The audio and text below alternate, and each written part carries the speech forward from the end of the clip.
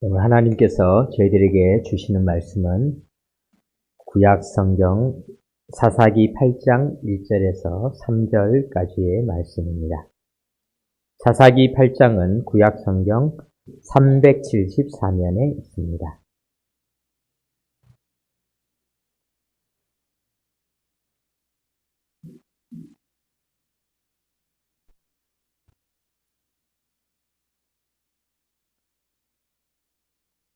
하나님의 말씀을 교독으로 봉독하겠습니다.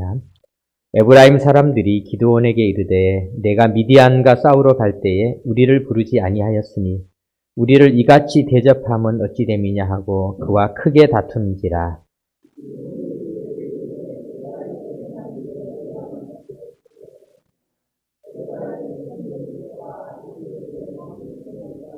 다 같이 읽겠습니다. 하나님이 미디안의 방백 오렙과 스앱을 너희 손에 넘겨주셨으니 내가 한 일이 어찌 능히가 너희 한 것에 비교되겠느냐. 기드온이 이 말을 하매 그때 그들의 노여움이 풀리니라. 아멘. 친한 분이든 친하지 않은 분이든 누군가가 내 곁에서 계셔 주신다는 것이 얼마나 기쁜 일인지 모릅니다. 지난 주간에는 여러 가지 감사거리를 찾아보다 보니까 우리가 기도했던 것들을 응답해 주신 것을 발견하게 되었습니다. 우리나라 출산율이 우리가 늘 인구 문제, 환경 문제를 놓고 우리가 새벽 기도 때 늘 기도를 했었는데 우리나라 출산율이 다행히 조금 올라서 올해 1월달 통계에 따르면 작년 1월보다 11%나 출산율이 오르게 되었다. 이렇게 해서 아이들이 태어나는 숫자가 9개월 연속으로 늘어나게 되었다. 이런 기사를 대하면서 하나님께서 우리의 기도를 응답해 주셨구나. 그런 감사한 마음을 가졌습니다. 또 주중에 우리가 많은 재해들이 있었잖아요. 산불이 나고 또 지진이 일어나고 이런 많은 일들 속에서 우리가 산불을 놓고도 새벽기도 때 우리가 계속해서 기도를 했는데 하나님께서 큰 불이 다 잡히게 해주시고 또 비가 짧은 기간이지만 내리게 하셔서 산불이 약해지도록 해주신 하나님, 우리가 시편 148편 8절에 불과 우박과 눈과 안개와 그의 말씀을 따르는 강풍이며 하나님의 말씀을 따르는 모든 자연 만물에 대해서 읽으면서 기도했지만 하나님께서 그 기도를 응답해 주신 것에 대해서 너무나 감사를 드립니다. 그러나 아직도 자연재해 속에서 어려움을 겪고 있는 이웃들이 많이 있는데 우리가 계속해서 기도해 주시기 바랍니다. 기드온에 대해서 우리가 계속 살펴보고 있는데요. 그동안에 우리는 기드온이 미디안과의 전쟁을 통하여서 항아리를 깨뜨리고 사명의 횃불을 들었을 때 미디안 군대들의 마음을 하나님께서 주장하셔서 적군의 마음을 먼저 무너뜨리시고 마침내 승리하게 하셨으며 치욕의 포도주틀이 승리의 포도주틀이 되게 하신 그런 내용을 우리가 지난 주일에 살펴봤습니다. 오늘은 이제 우리가 이 전쟁 이후에 일어난 일에 대해서 한번 생각해 보도록 하겠습니다. 사사기 7장 22절에서 25절에 300명이 나팔을 불 때에 여호와께서 그 온 진영에서 친구끼리 칼로 치게 하심으로 적군이 도망하여 스레라의 베시다에 이르고 또 답밭에 가까운 아벨 무홀라의 경계에 이르렀으며 이스라엘 사람들은 납달리와 아셀과 온 므낫세에서부터 부름을 받고 미디안을 추격하였더라. 그래서 기드온이 사자들을 보내서 에브라임 온 산지에 있는 사람들이 다 미리 요단강가의 수로를 점령해서 미디안을 물리치고 미디안의 두 방백이었던 오렙과 스앱을 포도주 틀에서 죽이고 마침내 승리하게 되는 그런 내용이 우리가 7장에 나와 있었던 그런 내용입니다. 승리를 했습니다. 큰 승리를 했습니다. 300명의 용사가 큰 승리를 했는데 오늘 우리가 읽은 이 8장은 승리 이후에 일어나는 그런 내용들에 대해서 우리가 한번 생각해 보도록 하겠습니다. 우리 8장 1절을 다시 한번 같이 읽어보겠습니다. 에브라임 사람들이 기드온에게 이르되 내가 미디안과 싸우러 갈 때 우리를 부르지 아니하였으니 우리를 이같이 대접함은 어찌 됨이냐 하고 그와 크게 다투는지라.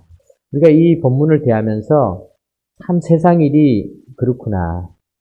기드온은 용맹한 전쟁 영웅이 되었죠. 우리나라의 이순신 장군이 또 메가더 장군이 미국에 있다면은 이스라엘에는 기드온 장군이 큰 승리를 거두었는데 하나님께서 이 큰 승리 이후에 어쩌면은 이런 일을 보내주시는가 우리가 이런 생각을 해보게 됩니다.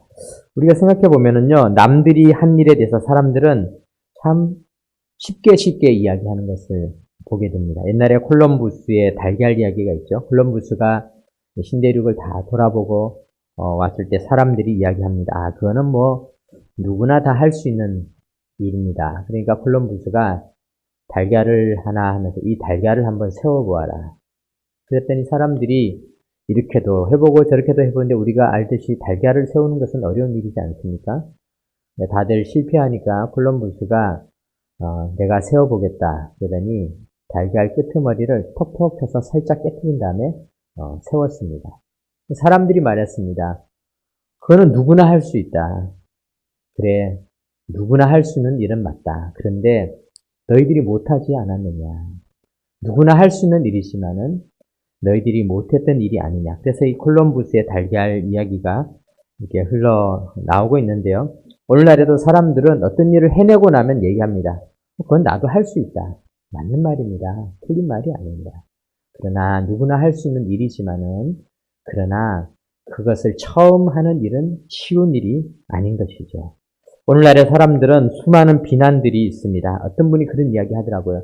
손가락 하나로 누군가를 이렇게 비난을 하게 되면은 그러면은 나머지 4개의 손가락은 나를 향하고 있다. 그런데 이상하게 오늘날에 비난이 너무나 많은 것을 보게 됩니다. 요즘은 SNS라 그러죠. 이 온라인에서 비난이 너무 많이 흘러넘치는 그런 시대입니다. 유명한 연예인들이 비난을 견디지 못해서 세상을 떠나는 이런 모습들도 우리가 보게 됩니다. 비난이라는 게 참 무서운 것이구나. 비난이 없는 곳, 이 비난이 없는 곳이 평화로운 곳입니다. 사랑하는 성도 여러분, 우리 교회는 비난이 없는 곳이어야 됩니다. 교회는 서로를 품어주고 사랑해주는 것입니다. 사랑의 눈으로 보시기 바랍니다. 아까 우리 이진이가 설교 중에도 큰 소리로 이렇게 이야기를 해줄 때 우리 기쁜 겁니다. 왜냐면 우리가 우리 교회 애기 울음소리가 들리게 해달라고 기도 많이 했잖아요. 이진이가 미국 갔다 오더니 목소리가 더 아주 아메리카 스타일로 되어서 굉장히 커졌습니다. 우리가 이럴 때 기쁨으로 받아들이면 다 기쁜 일인 것입니다. 다른 이들의 어떤 행동이든지 기쁨으로 받아들이시기 바랍니다.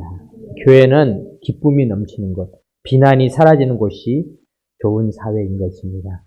어떤 사람들은 우리나라가 참 살기 힘들다고 합니다. 그런데 우리나라가 살기 힘들지 않아요. 해외에 나가 오신 분들 보면 한국 와서 인천공항 들어오면서 야, 진짜 공항이 너무너무 좋다. 식당에서 밥을 먹으면서 야, 너무 좋다. 물값도 안 받는다. 물티슈 값도 안 받는다. 다른 나라 가면은 물값 받죠. 옆에 물티슈 모르고 썼더니 그것도 다 돈 내라고 물티슈 값도 다 받죠. 그리고 반찬 하나 값을 다 받는데 우리나라는 얼마나 모든 것이 좋은 나라인지 모릅니다. 그런데 우리나라를 살기 싫은 힘든 나라라고 하는 이유 딱 한 가지가 있는데 그게 뭐냐면은 비난이라고 하는 것이 우리나라를 어렵게 만드는 요인 중에 하나라고 하는 것입니다. 사랑하는 성도 여러분, 우리나라도 그것 하나를 더 고칠 수 있다면 얼마나 좋겠습니까? 비난이 사라지고 타인들을 향한 비판이 사라지는 그런 나라, 좋은 나라가 되어야 할 줄로 믿습니다. 오늘날에는 특별히 정치적인 문제들로 인해서 여러 가지 비난들이 온라인에 많이 올라오고 있는 것을 보게 됩니다. 심지어는 어떤 사람은 내가 한마디로 비난하는 것도 부족해가지고 비난하는 그런 기계 프로그램을 사가지고 온라인에 내 비난하는 것들을 한꺼번에 수백 개, 수천 개, 수만 개 올릴 수 있는 프로그램까지 개발해서 비난을 하는 이런 안타까운 시대 속에서 오늘 우리들이 이 말씀을 대하게 된 것입니다. 오늘 이 비난 앞에서 기드온은 사실은 300명의 용사로 미디안의 군대를 물리치는 첫 번째 승리도 했지만은 또 다른 승리가 오늘 본문에 보여주고 있습니다. 오늘 또 다른 승리. 제가 오늘 그래서 설교 제목을 또 다른 승리 이렇게 잡으려다가 생각해 보았습니다. 이 또 다른 승리가 어떻게 이루어졌는가 그것을 생각하면서 끝물포도라는 그런 제목을 정해 보았는데 오늘 본문 2절을 우리 같이 한번 읽어보도록 하겠습니다. 2절 보겠습니다. 기드온이 그들에게 이르되 내가 이제 행한 일이 너희가 한 것에 비교되겠느냐? 에브라임의 끝물포도가 아비에셀의 만물포도보다 낫지 아니하냐? 기드온의 이 대답은 우리나라, 또 우리 교회, 우리 가정, 우리의 삶에 꼭 필요한 말인 것이죠. 내가 너희들의 그 에브라임 지파가 비난을 하자 에브라임 지파의 제일 나쁜 것, 그것도 우리의 제일 좋은 것보다도 훨씬 좋다. 엄청난 칭찬을 한 것입니다. 그리고는 자기 자신을 낮춘 것이죠. 기드온은 전쟁 영웅이었습니다. 높은 자리에 올라가도 에브라임을 징벌해도 될 만큼 이제는 이스라엘의 전쟁 영웅이었음에도 불구하고 자기 자신을 낮춘 것이죠. 그리고는 끝물포도보다 못한 존재이다. 이렇게 자기 자신을 낮춘 너무나 멋진 이 말 한마디가 어떤 결과를 일으켰는가. 3절 같이 읽어보겠습니다. 하나님이 미디안의 방백, 오렉과 스앱을 너희 손에 넘겨주셨으니 내가 한 일이 어찌 능히 너희가 한 것에 비교되겠느냐 하니라. 기드온이 이 말을 하매 그때 그들의 노여움이 풀리니라. 노여움이 풀리니라. 다시 평화가 회복되어졌다. 비난이 사라졌다. 라는 것입니다.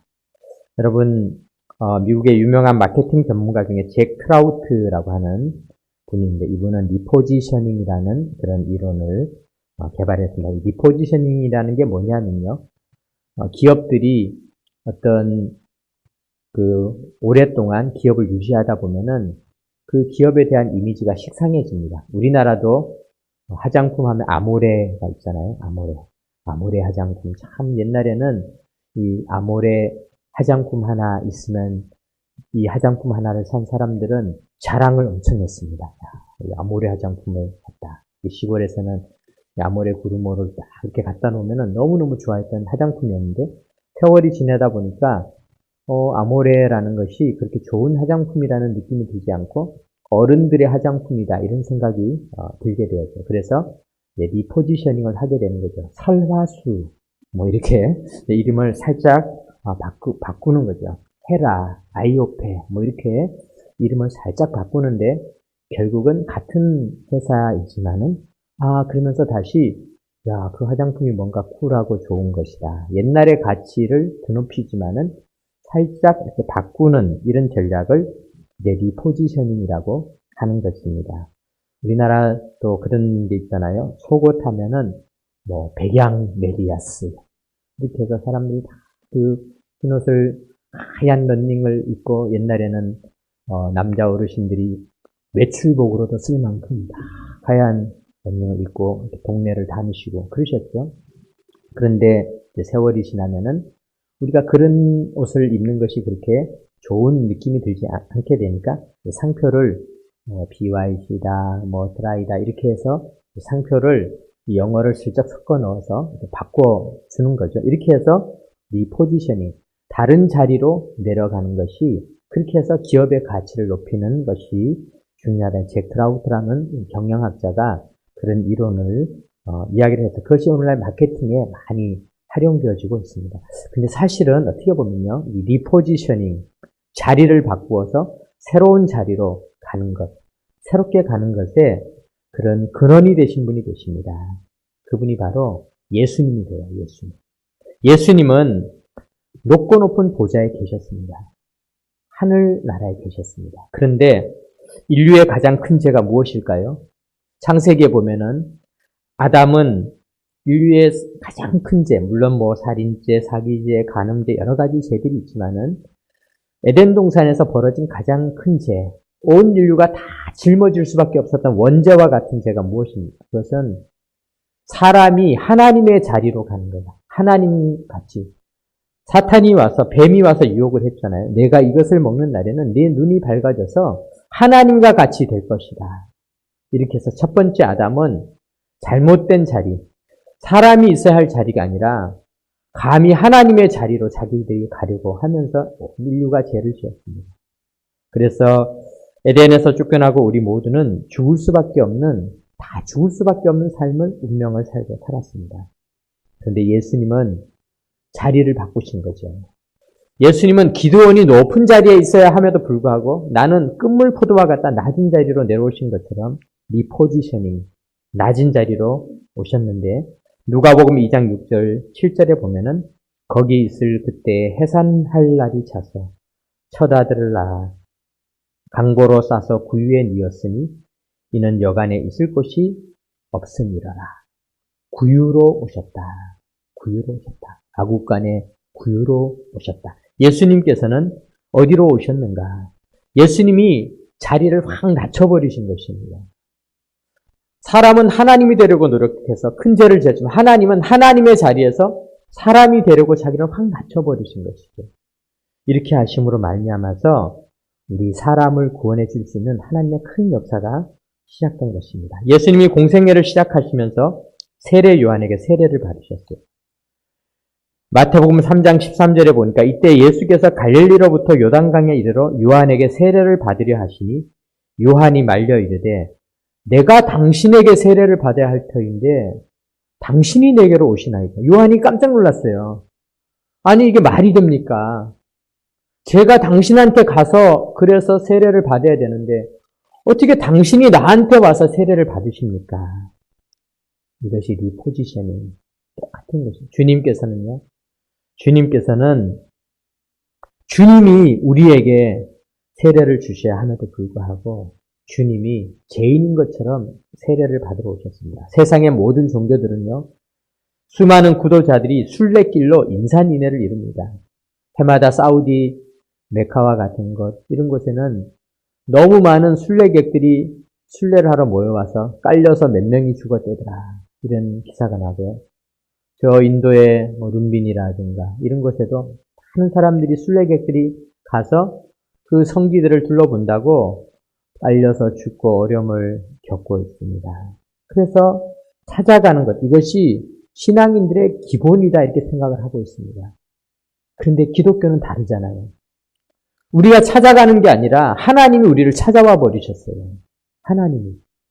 하나님이 우리가 하나님을 찾아가서 만나주시기만 해도 너무나 기쁘고 복된 일인데 우리 기독교는 하나님께서 오셨습니다. 그래서 요한이 깜짝 놀란 것입니다. 요한이 말려 이르되 내가 당신에게서 세례를 받아야 할 터인데 당신이 내게로 오시나이까.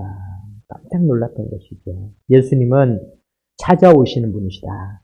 죄인들을 찾아오시는 분이시다. 요한계시록에 보면은 3장 20절에 볼지어다 내가 문 밖에 서서 문을 두드리는 주님께서 우리에게 오셔서 문을 두드리고 계시는 것이죠. 우리가 가서 문을 두드려야 하는데 예수님께서 오셨습니다. 요한복음 1장 11절에도 보니까 자기 땅에 오매 자기 백성이 영접하지 아니하였으나 주님이 오셨다는 것입니다. 영접하는 자 곧 그 이름을 믿는 자들에게는 하나님의 자녀가 되는 권세를 주셨습니다. 예수님은 왕이시죠. 만왕의 왕이시죠. 당시에 많은 지식인들과 랍비들은 다 예루살렘에 있었습니다. 그런데 가말리엘 문화에 들어가기 위해서 공부를 더 열심히 하기 위해서 우리가 서울대 가기 위해서 서울대 못 가면 옛날에는 서울대만 서울대인데 요즘은 서울에 있는 대도 서울대다. 그래서 인서울이다 이런 말이 나오고 있죠. 근데 요즘에는 또 그것만 아니라 서울에서 차 타고 갈 수 있는 데도 서울대다. 이렇게 해서 수도권대다. 이런 말을 하고 있죠. 다 서울, 무조건 서울을 기준으로 살아가려고 하고 있는 그때, 예수님 당시의 서울은 예루살렘이었죠. 그래서 공부를 하려면 예루살렘에 있는 랍비를 만나러 가야 되고, 가말리엘 문화에 들어가야 되고, 그래야 되는데, 그런데 예수님께서 오셨다고 빌립이 나다나엘에게 소개를 하니까, 나다나엘이 말했습니다. 요한복음 1장 46절에 나다나엘이 이르되 나사렛에서 무슨 선한 것이 날 수 있느냐. 말도 안 된다. 나사렛은 갈릴리에 있는 도시인데 갈릴리에서도 진짜 총구석인 나사렛. 그런 곳에서 어떻게 메시아가 하나님의 아들이 예수님께서 그곳에서 활동을 하신단 말이냐.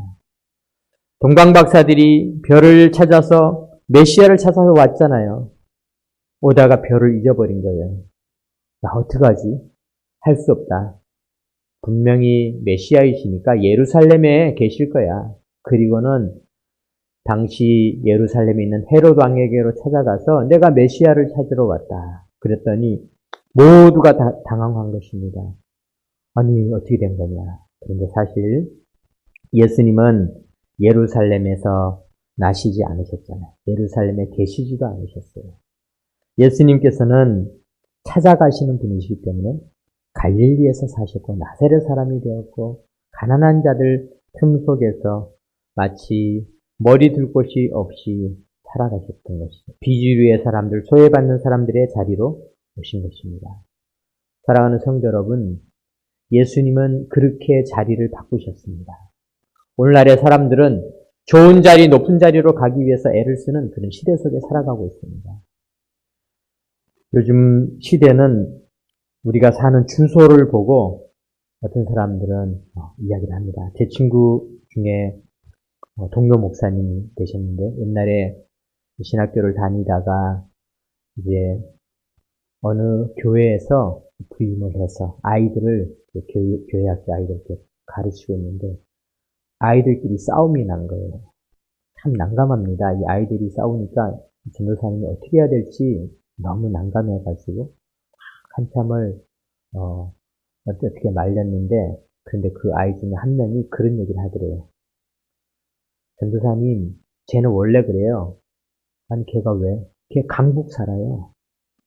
그러더라는 겁니다. 깜짝 놀랐답니다. 그 지역이 강남 지역에 있는 아이인데 이 아이만 강북에서 와서 그 교회를 다녔는데 아이들의 생각에 그 말에 너무 충격을 받았답니다. 그래서 전사님 말했습니다. 나도 강북 살아. 나도 강북 살아. 그러니까 아이들이 전도사님이 강북 살아요? 깜짝 놀랐다는 거예요. 와, 우리가 살고 있는 이 시대에는 사람들은 더 좋은 곳에 사느냐, 더 높은 곳에 사느냐 이런 것으로 사람을 평가하고 이런 시대를 살아가고 있는 것이죠.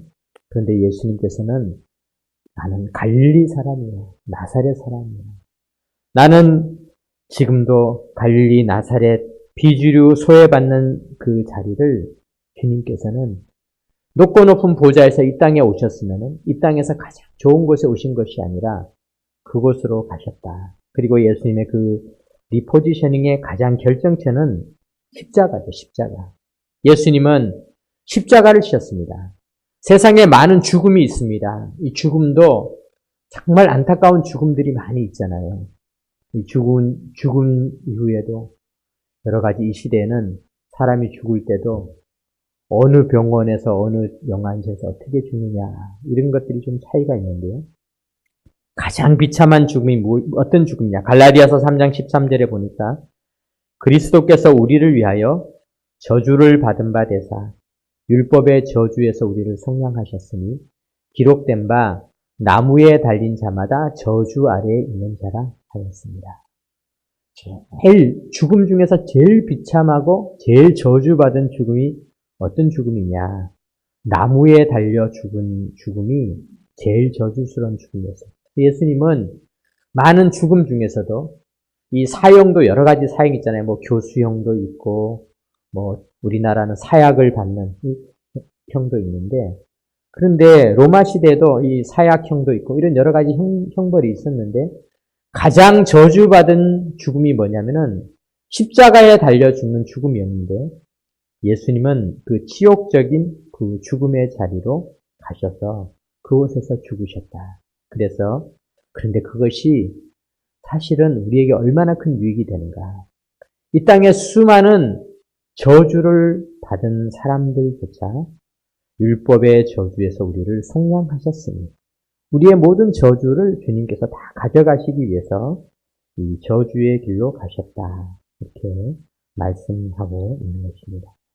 사랑하는 성도 여러분, 예수님께서 이 땅에 오신 것에 대해서 사도 바울은 빌립보서를 통해서 너희 안에 이 마음을 품으라 곧 그리스도 예수의 마음이니 그는 근본 하나님의 본체시나 하나님과 동등됨을 취할 것으로 여기지 아니하시고 오히려 자기를 비워 종의 형체를 가지사 사람들과 같이 되셨고 사람의 모양으로 나타나사 자기를 낮추시고 죽기까지 복종하셨으니 곧 십자가에 죽으십니다. 예수님의 이 죽음, 낮아짐, 이 포지셔닝, 예수님께서 이렇게 바뀌심으로 말미암아서 예수님이 계시는 자리는 비난이 사라지고 비판이 사라지고 사랑과 회복이 넘쳐나는 그런 하나님의 평화가 넘치는 공동체로 바뀌어지고 오늘 우리들도 죽음과 저주에서 벗어나서 구원을 받는 축복의 삶을 살아가게 된 것입니다. 우리가 이제 전도 초청주의를 하고 있는데요. 4월 마지막 주일 전도 초청주의를 놓고 우리가 한 분 한 분 영혼을 기록하도록 했는데요. 지난주까지 48명을 여러분들이 이제 적어 주셨습니다. 우리가 이제 아마 50명 넘어가게 되리라고 생각하는데요. 우리가 전도는 어떤 것인가? 그동안의 기독교 역사를 보면요. 두 가지 전도법이 있었어요. 한 가지 전도는 힘과 능력과 파워를 사용하는 전도가 있었어요. 그래서 예수를 믿지 않으면은 칼로 죽이겠다. 예수 믿지 않는 나라는 우리가 쳐들어가서 없애겠다. 이렇게 하는 위로부터의 그런 전도가 있었습니다. 그런데 그 전도는 실패했어요. 그 전도로 말미암아서 지금 중동의 많은 나라들이 오히려 이슬람 국가가 되고 말았어요. 왜냐하면은 그것은 위에서 아래로 당하는 공격적인 전도였어요. 그런데 교회사를 보면 또 다른 전도법이 있었는데 그것은 뭐냐면은 끝물포도입니다. 우리의 자리는 낮은 곳입니다. 사도 바울의 전도가 그랬죠. 죄수가 되었습니다. 억울하게 감옥에 갇혔습니다. 그러나 그곳에서도 기도하고 찬양했습니다. 남을 감옥에 가두면서 하는 전도가 아니라 내가 감옥에 갇히는 전도였습니다. 남을 죽이는 전도가 아니라 내가 죽는 전도였습니다. 내가 낮아지는 전도였습니다. 그 전도의 열매가 맺힌 곳에는 사랑과 행복이 꽃피어졌습니다. 2025년 대한민국에 많은 아픔들이 있습니다. 그런데 이 아픔들을 분석해보면요. 우리가 위로부터 아래를 향하여 공격하는 공격이 있는가 하면 아래에서 오히려 수용하고 받아주고 나를 낮추는 그런 흐름들이 있는 것이죠. 우리가 이 전도 초청 주일에 우리가 이 한 달 남았는데 한 달 동안 우리의 전도 대상자들의 아래에 내려가서 그 아래에서 이분들을 섬겨드리고 우리는 끝물포도에 불과합니다. 우리는 끝물포도보다도 못한 존재입니다. 이렇게 고백함으로 말미암아서 전쟁 영웅이었던 1차 승리를 거두었던 기드온이 두 번째 승리, 민족이 갈라지지 않고 하나 되게 만드는 두 번째 승리까지 거두었던 것과 같이 오늘 우리들이 가는 곳에 이와 같은 또 다른 승리가 넘쳐나시기를 주님의 이름으로 축원합니다. 아멘. 기도드리겠습니다. 하나님 아버지 감사드립니다. 끝물포도입니다. 끝물포도보다도 못합니다. 고백하였던 기드온의 그 고백의 말을 오늘도 우리가 읽었습니다. 예수님께서 높고 높은 보좌에서 낮고 낮은 구유로 오셨던 그 모습, 십자가로 오셨던 그 모습을 생각하며 오늘 우리가 예배를 드렸습니다. 하나님 아버지, 우리의 낮아짐으로 인해서 이 대한민국과 세계와 우리의 가정과 전도 대상자들의 삶에 새로운 평화가 회복되어지게 하여 주옵소서. 우리 주 예수 그리스도의 이름으로 기도드립니다. 아멘.